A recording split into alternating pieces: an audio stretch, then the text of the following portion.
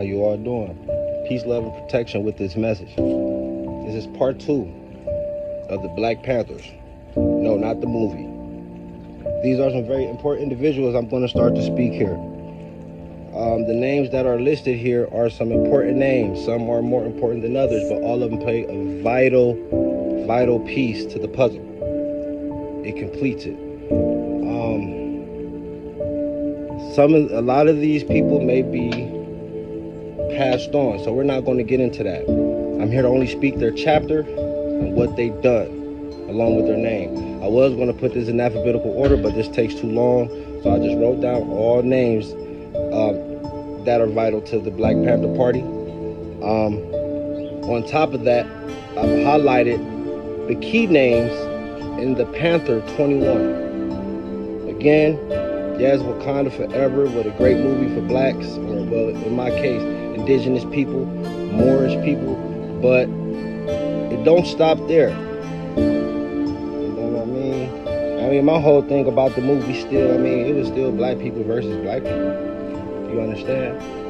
It still portrayed us going against each other, regardless of what powers was presented. No, that's not me talking nothing about it. There was some key points to that movie y'all supposed to be paying attention to. The energy points and the minerals and the stuff that came from the earth. But yeah, that's not here nor there. We're going to start with name one. Mumia Abu Jamal, Lieutenant Minister of Information, Philadelphia chapter. Sundiata Akoli, Finance Minister of the Harlem chapter. Now that's New York, Harlem, New York. Ashanti Alston, anarchist activist. Richard Aoki, Field Marshal and an FBI informant. Now you see how I said in the last video, you will hear names of people that was, but came back. Yeah, man, it's like that. You just got to snap back, but yeah, he was an FBI informant. You got to have somebody on the inside and the inside. That's what they did to the Black Panther Party. That's how they failed, but let's continue. Kawasi Balagoon, former member of the Harlem chapter and one of the members of Panther 21. Charles Barron, former member of the Harlem chapter. He was a community activist and a Democratic New York City councilman. Lucille Berrien, political activist from Milwaukee chapter. Daruba bin Wadhad, New York activist and one of the members of the Panther 21. Veronza Bauer Jr., William Lee Brandt. Now some of these names couldn't find much, but I did find their names.